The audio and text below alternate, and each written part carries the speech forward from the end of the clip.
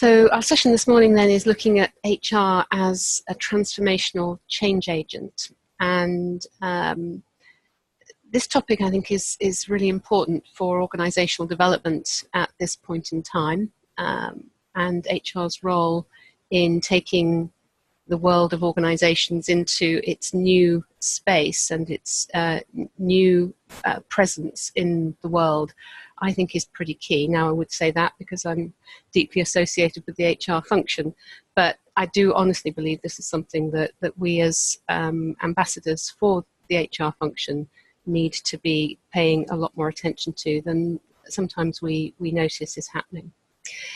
So in terms of who is speaking today, well, that's me, Lorraine Flower, and I am the Managing Director of Azure. I've been running this business now for 20 years, just under, and have been around organisational life for, and I hate to say it, 40 years, 35 of which I would say have been in one form or another associated with transformation. Having had many fabulous years at British Airways, where pretty much all of that career was transformation related, and subsequently with Great North Eastern Railway, and then obviously now in the role that we perform as consultants. So been given quite a lot of thought to this over the years, but I notice we're in a very different stage now of organisational change. And so what I would like to do is invite us to think about 4 key things in our session today. Firstly, that we are moving beyond change. It's interesting the number of times we use the word change in any given day. And yet I think there is something else beyond that we need to be thinking about, and maybe move on this association that we have with change as well. So talk a little bit about that. And that really is to give us an opportunity collectively to think about the landscape that we're operating within as HR professionals, as an HR function.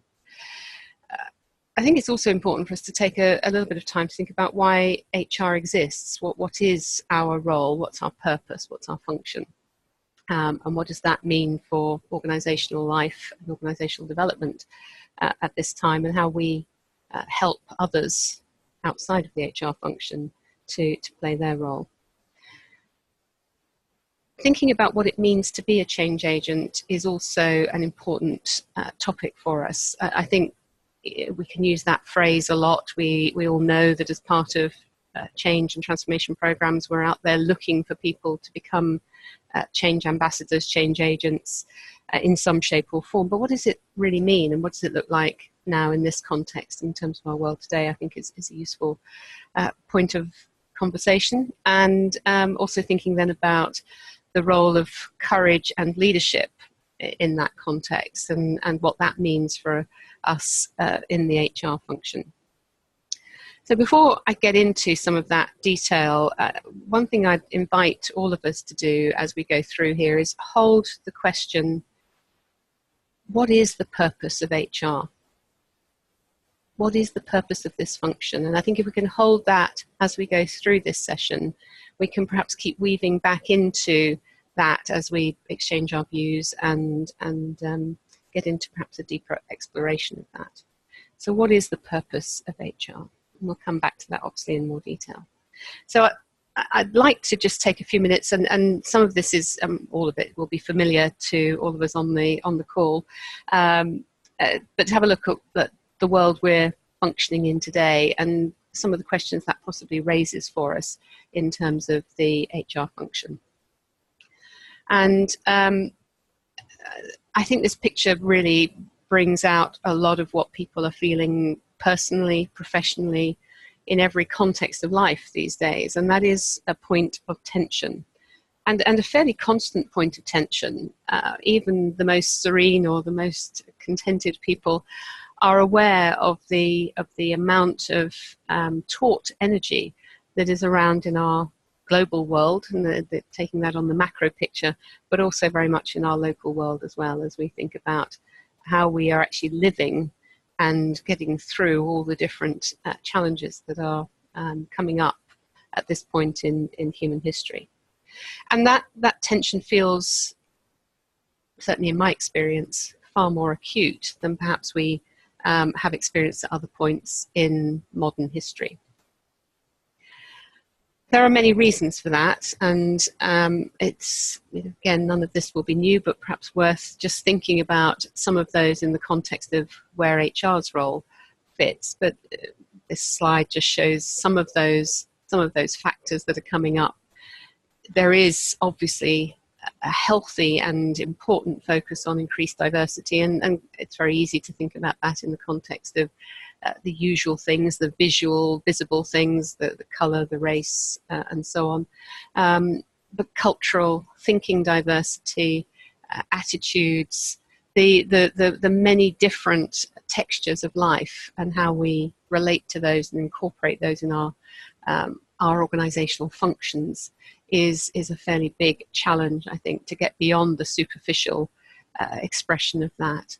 Complexity. We're moving on so many fronts. The technology, of course, is moving us in a very fast and exciting and scary way, I'm sure, for many of us. That whether we're small or large, we're operating within a global market, and all the rules of capitalism, of commerce, of finance, of the way in which the economy functions, have been up for grabs now for over 10 years. Not to say that that's new. We've had many other times of economic shift, and yet something feels very different about this. It feels like a fundamental shift rather than a little bit of a blip that we've all got to work our way through. There is something fairly significant about the way we define economy and how we function within that. We see in a number of the surveys, the Edelman survey that comes out every year, that trust is not improving. We're not getting to a place where there is a deeper and more healthy level of trust. And that's not just in commercial or public service organisations, but it's across politics and media. So trust is also something that is particularly present. Lack of trust is particularly present in our world today.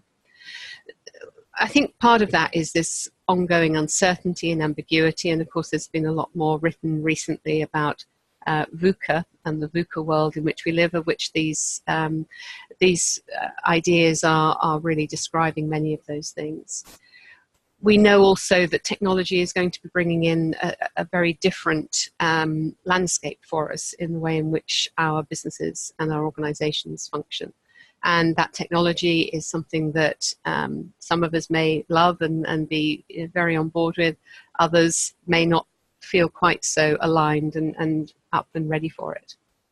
So as we know, that shift is happening right across the piece. And what we see in all of that is that we get to a place where we have to think about change on so many different levels. And change can invoke many very different feelings. So in this case, there could be a feeling of being done to. People like ourselves come in, we offer advice and guidance and support into the change process. But the question is, how involved does staff feel in that, and how are we integrating their process as part of change, with beyond the lip service element. There can be those who swerve change, who are very skilled at working out the political landscape within an organization, and how to navigate that in a way that means that, I can still be me. I don't have to really adjust to any of the work that's going on around me and the change that's going on around me. There may be issues around communication. We've involved everybody, we've done a great job, but we've missed all of the attention to detail on communication, and that can, in this case, lead to quite catastrophic responses or outcomes. But obviously, we put a lot of effort into communication generally through change, but also we don't on other levels. We forget a lot of things, get overtaken by tasks. It could be that there is, within this process of change, the so-called dinosaurs, or people, cavemen, the people who are putting their head down, getting on with good work. They're doing what they need to do. They're moving things around, but they're busy on stuff that is no longer relevant, or which could be shifted quite dramatically. We could have people who are paying lip service to change. make the right noises, say they'll come alongside, but actually, really are not taking that on a deep and personal level. So the way we approach change can feel very, very different. And within that, I think we always see a fairly high degree of fear. So in asking the question, who wants change, we can always come up with a long list of things that need to be different. Any surveys that we conduct within organizations to assess the current culture, people come up with all sorts of areas where improvement is needed and valued. So identifying opportunities for change, that's easy to do.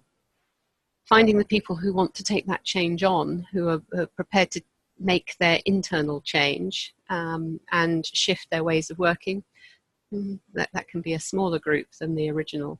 And then looking for people who really want to go out and lead that, not in a hierarchical sense, but in a change agency, change champion, and personal role modeling and personal leadership sense, can be very, very tricky to do. So we know change is not an easy process.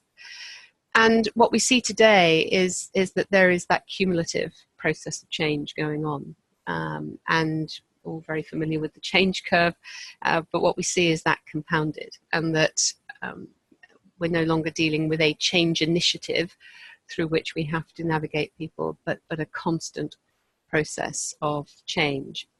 And as we think about that, we might also want to think about that in a slightly different way, and think about that as actually we're moving now into a state of emergence, that it is no longer steady state interspersed with change initiatives or change peak points, but actually we're in a constant and moving state of emergence. And in considering that, we perhaps also have to think about then the capabilities and the qualities that are needed in that space of emergent change. And this quote by Olikowski, who's an MIT professor, I think is very helpful in having us just think about what that emergence requires from us.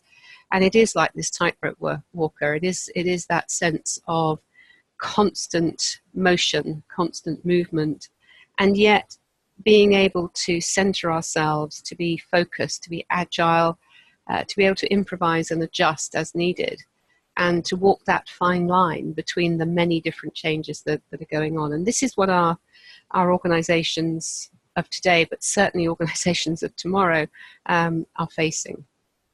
And again, Stacey's work, Ralph Stacey, who has in some ways codified this into a fairly useful framework that I think very neatly describes some of the challenges of our emergent existence and culture and way of working. If we look in the middle of the chart here, we can see this scenario of complex organizations. And some of the language there around, it does feel messy, it doesn't feel so linear, it does feel like we're having to do more probing and sensing. It's not necessarily the world of absolute right answers, because we're breaking new ground in so many different ways. And that requires us to be in relationship with each other, in relationship with the organization, in relationship with the undercurrents, the intangibles, with the outside world, of course, and all the things that are moving there. So we've got to be in a much more dynamic place, and that requires perhaps some willingness to experiment, to test and test out and play and take what we might call more managed risk. But also be prepared to really work with difference, not again as an initiative, but as a fundamental cultural norm, as a way of functioning and working. And the tendency to try and bring everything back into the simple space or the complicated space, but where it's still got some definition to it, is high, because that gives us safety and some greater certainty. And yet, is that really our reality?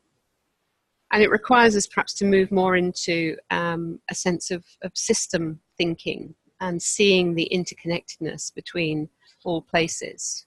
We need to be able to recognize that whether it's on an individual level, a team level, a departmental and functional level, an organizational and global level, a stakeholder level, a process and system level, a behavioral and values level.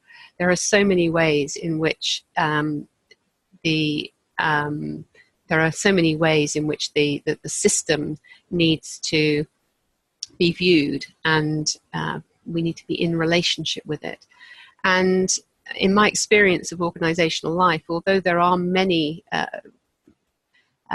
processes and initiatives going on to help people and organizations to shift into this slightly more emergent space, it is still meeting quite a lot of resistance. And I think there's a role for HR to play to drive that much more dynamically, and perhaps with even more leadership than we are. And we'll come on to that in a second.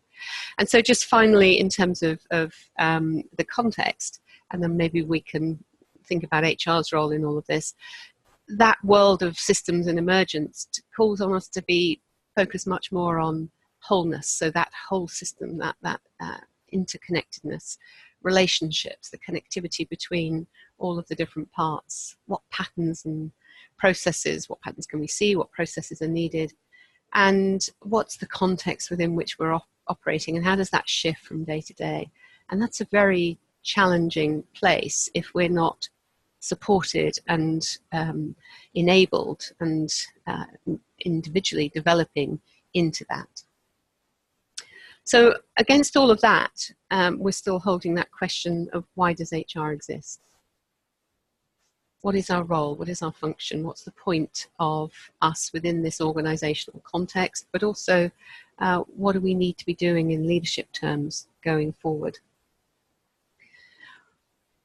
I'm going to say one or two more things, and then I'm going to open it up a little bit. So if you do have things that you're happy to share, then you might be ready to do some of that at this point. But so why does HR exist? Well, I think hopefully we come back to people.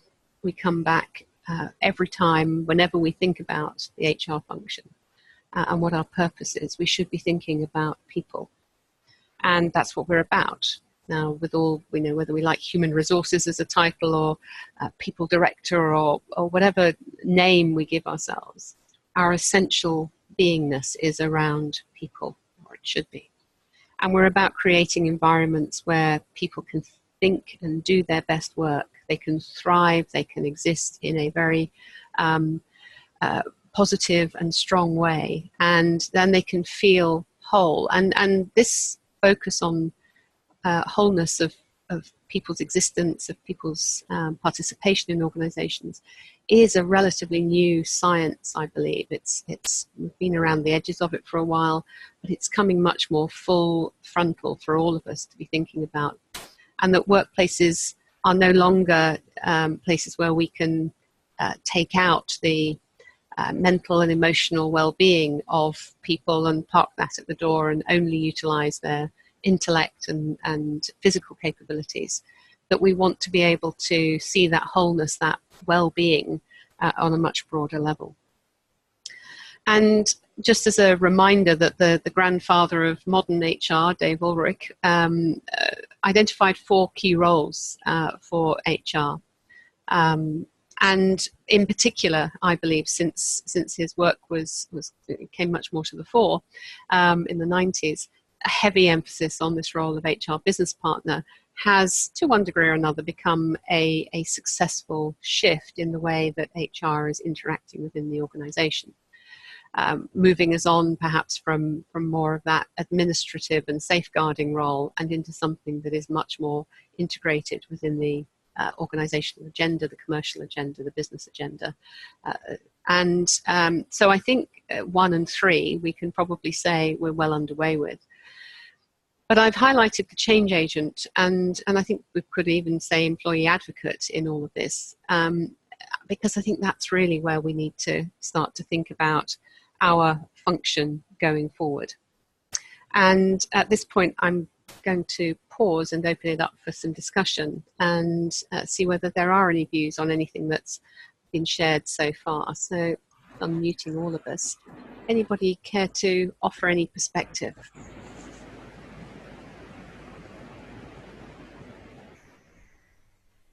Well, I was going to say on the employee advocate bit, I was going to say the role of HR, or why does it exist, is to be the conscience of the business. So maybe the employee advocate bit ties in nicely there. And then I was going to say, in terms of, you know, what HR does, it's, and this is probably a bit of a basic statement, but attract, retain, develop great talent.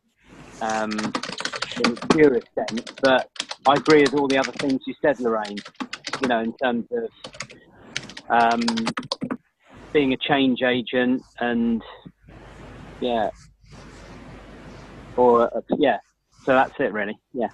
Thanks, Andy.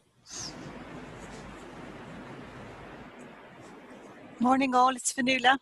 Hi, Fanula. Hi. I'm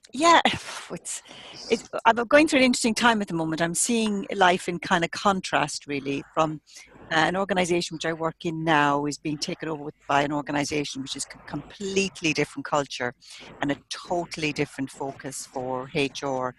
I'd probably say, in summary, they're down at the admin, transactional delivery of HR.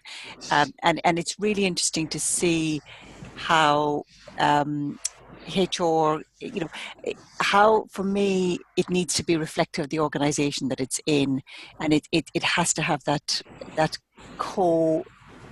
coexistence, you know, so HR to be developing and growing in an organization which is in some degree receptive. And it just shows you some of the great, as I say, I'm in this contrast where I can see that the basic minimum being done in the new company compared to all the impact that HR has been able to make on the one I'm in now. So it's really interesting. It feels like going back about 20 or 30 years. Sounds tough. It is actually fascinating. It's actually fascinating. So if you think HR hasn't moved on, because I think sometimes we worry, but I think, it really has. And again, it's about, you know, I've seen much more the whole person. You know, we talk in terms of bring what you bring, and being committed to, if you bring who you are to an organization, then can we really support, develop you, and give you the capability within that organization to express that. So that's been a big challenge, but, you know, in ways I felt like we were getting there, which was good. But yeah, so interesting time. Thanks, Fanula. It's one of the things that kind of stands out for me there as well is this idea of reflecting the organisation that we're in. And of course, we know that in any transformation process, there's absolutely no point in trying to shift an organisation 10 steps ahead of where it is now, because that can only create failure. And yet, on the other hand, there's also something about, are we preparing the organisations that we're part of, or in our cases supporting, are we preparing them for what is coming over the horizon at a pretty fast rate? And to your point, Andy, about attracting and retaining talent, my imagining is that will become a harder thing to do for those organisations that are not seeing the shifts that are required of them, and that are stuck somewhat further back, perhaps in the evolutionary process. And just on a personal level, I hold a big question about the degree to which some of those perhaps more traditional, if we use that word, traditional organisations will be able to survive. Now, they'll, if they're providing simple products in a relatively operational arena, maybe they will, and maybe there won't be a need for some of the things that I believe are out there on the horizon for organizational design and development, and I'll come on and share a little bit more about those in a second. But I do wonder about this tension, if you like, between meeting people and the organization where it's at, and at the same time preparing them for something that is going to be a pretty rapid period of change. Yeah. Okay, so perhaps just moving on then, and thinking about that context that I believe is on the horizon. And I think we can describe it in many different ways, and we all know that there are lots of fads, there are lots of things that are going on that look interesting, and we may take part of it, we may not take the whole thing on board.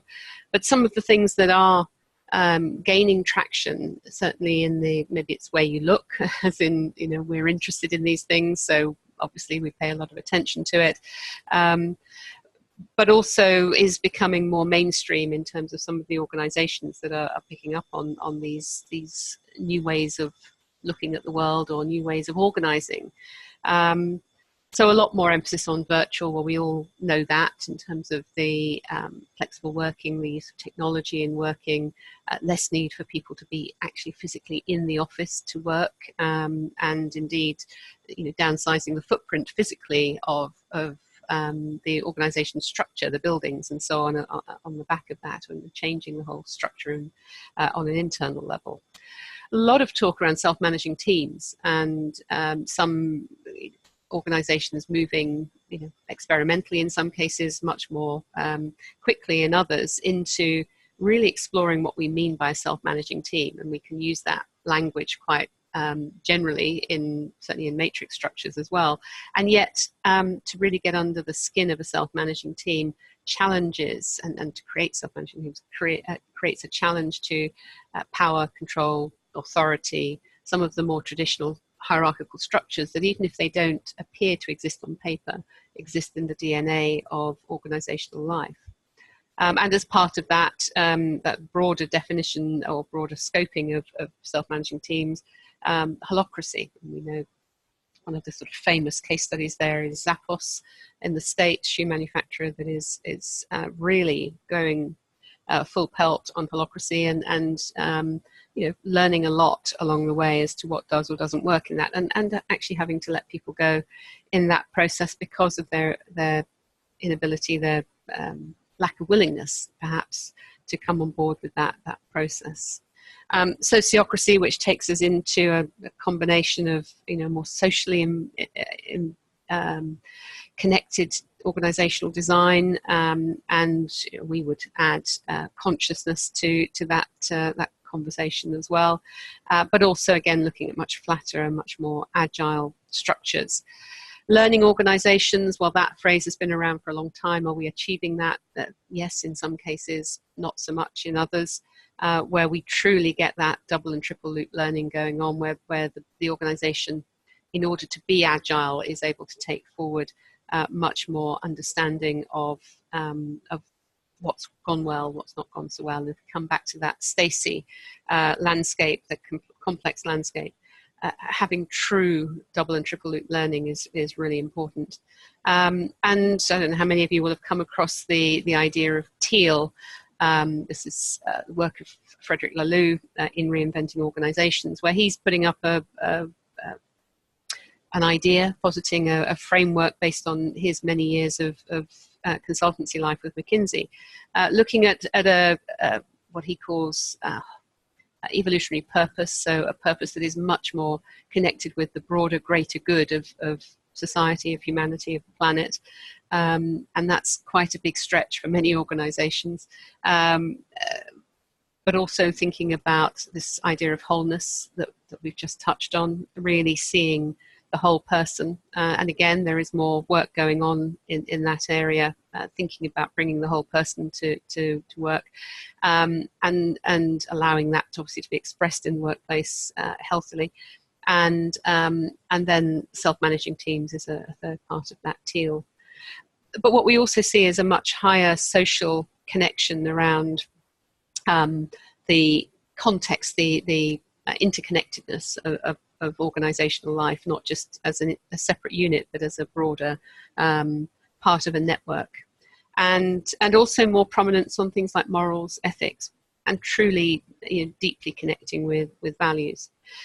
And of course, we can't explore all of this without thinking about technology and artificial intelligence. And that, again, is something that will change the landscape, is changing the landscape of work quite significantly.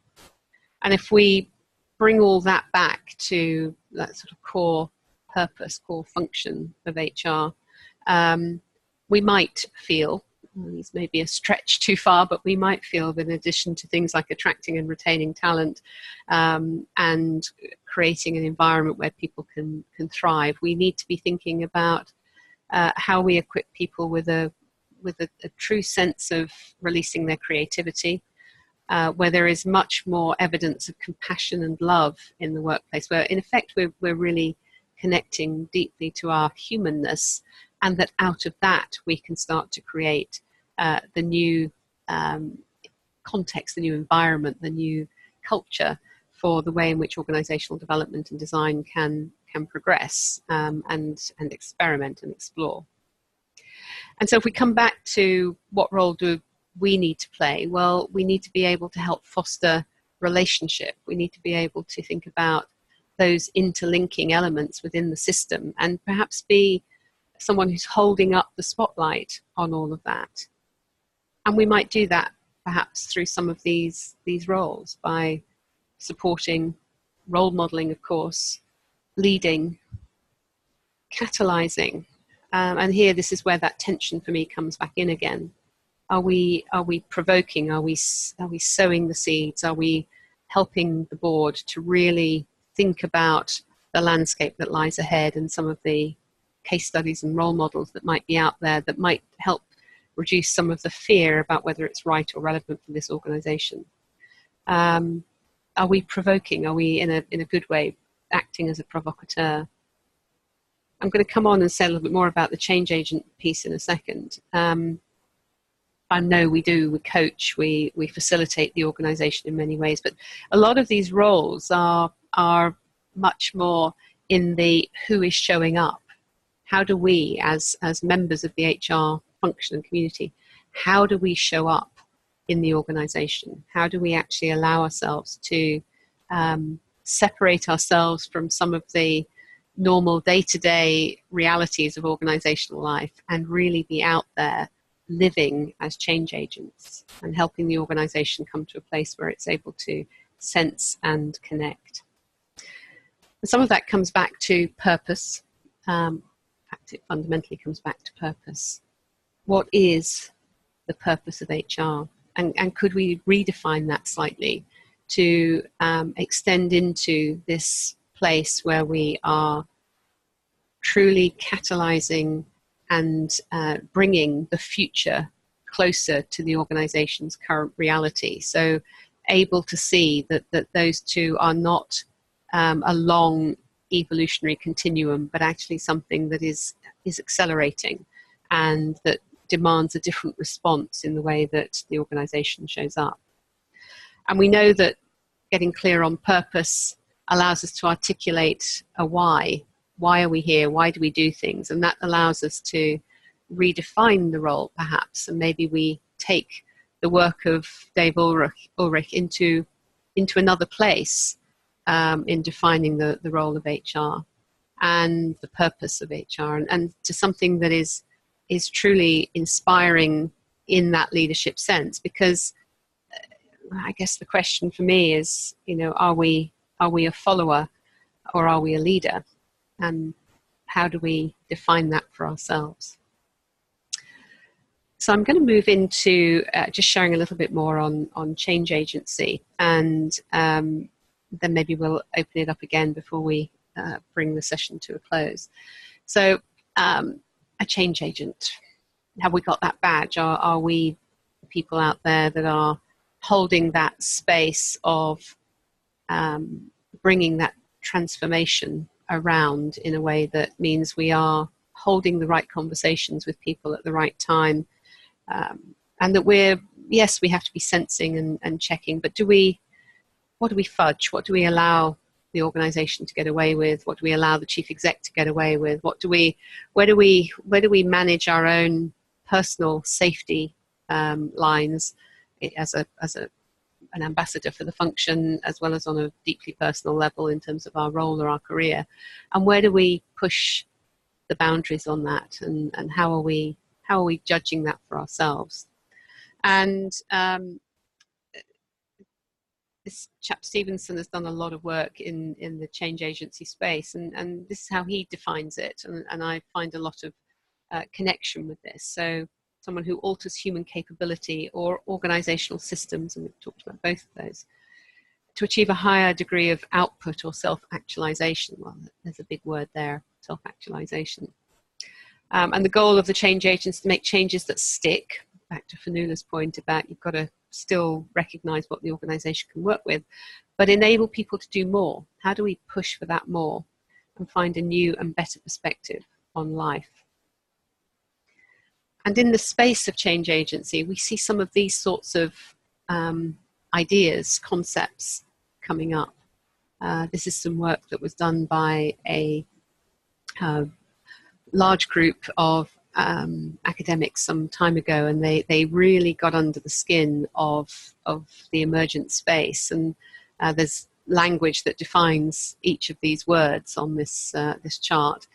But as we can see, if we just kind of have a sense of those words, there's much more of a sense of space, of openness, of intangible qualities in many ways that perhaps we as HR need to be able to bring into the conversation, but also into the capability of our organizations going forward. And just finally on change agency, so that it doesn't all feel quite so up in the air, there are some very practical things that we do as change agents, and that's on the technical level. We gather data, we understand what's going on out there. On the personal level, we facilitate, we negotiate, we work out how to influence people and the organization. And in how we show up and the use of self, we do this in a way that is much more insightful, catalytic, empathic, blends the rational and the intuitive, and really brings forward a world of new ideas. So before we go into just the kind of closing couple of thoughts around barriers and leadership and courage, is there anything anybody would like to say at this point?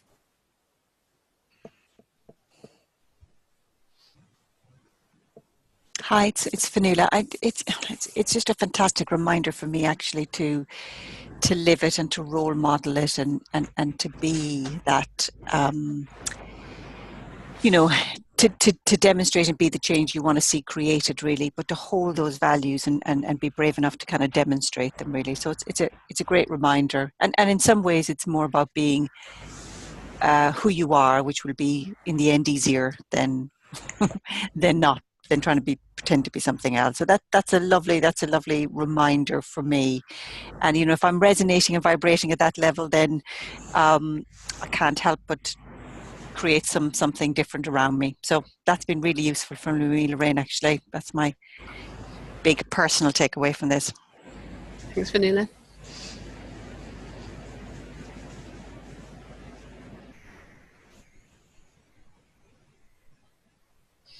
Yeah, I like your statement about the being a sort of provocateur, sort of not provoking the organisation, but challenging the organisation to check the direction they're going, and I think that's a role that HR,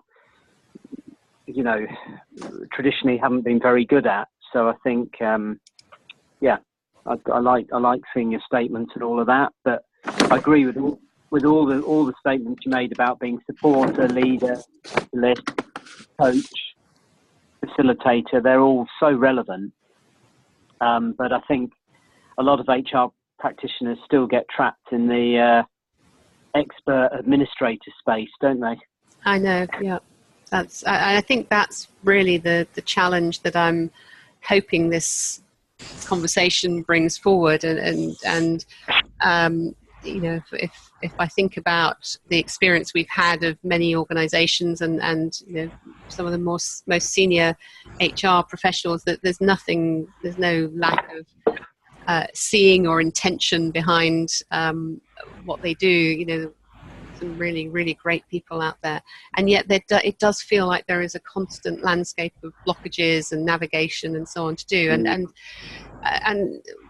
deeply respect the challenge of organizational life. And yet there's also something here about, as Fanula's saying, do we not have the responsibility to really show up with our beliefs? And my sense, maybe this is just my perspective, but my sense is that HR as a function has tended to be in the following role, as in following where the organization wants to go. We've worked very hard to make ourselves credible and good business partners, good allies of the organization.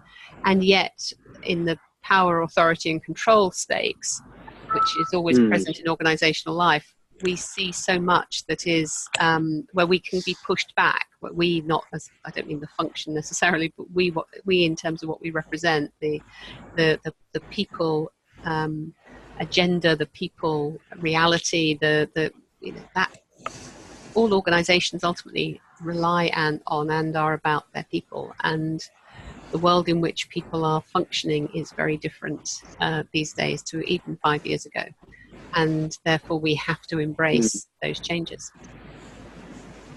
Yeah, I agree. Yeah, it's good. So just one or two final points to wrap up, if that's okay with everyone. And I just wanted to kind of bring in this idea of leadership and courage, which I think is at the root of a lot of what we've been saying. Do we have the capability, not as HR specialists, we know we have that capability, but do we have the capability to take on a true leadership role? Do we have the courage to take on a true leadership role? And by that, what do I mean? This isn't about hierarchy. It's not about those aspects of leadership. It is about the fundamental commitment to what we're about, what we believe in, what we represent, who we represent. Are we hanging on, as you were saying, Andy, to that operational safety at times, that place that we know where we can be useful and where we can be validated and valued in that space? Is that something that plays out for us? And we're human too, so that's okay. And what's our appetite for risk? What are we prepared to take forward in an organization? And how can we bring our courage forward? And it is a combination of purpose and passion, change agency. I think you have to be able to bring those two things together. A clarity of what I'm here for, and what we're here for, alongside a passion to bring that forward in the best possible way that we can, using all of our own individual talents and resources. And I know we can have sometimes a tendency, we being Azure, to be a bit idealistic, perhaps a bit holding out something that feels a little bit too far away, or that challenges the kind of absolute reality that people are living with, and that's okay. We don't apologize for that. But in case there's any sense that this is not possible or not being done, these are all organizations that are out there trying to change the way in which people are able to function within an organization and interrelate with stakeholders on a completely different level. And some are familiar names, perhaps some not so much, high street or popular names that we can all relate to. But there are case studies behind each one of these. Barry Waymiller in the center, a US-based very large organization, where the CEO is absolutely fundamentally focused on humanness and does everything he can to make sure that is embedded as a way of life within a very complex and very operationally focused organization. So a lot of it does come back to who's leading in an organization in a hierarchical and positional sense, of course. But maybe we as HR need to be able to bring that leadership forward even further. and perhaps keep asking ourselves every day, so who is showing up? As we go out there and do our work, who's showing up today?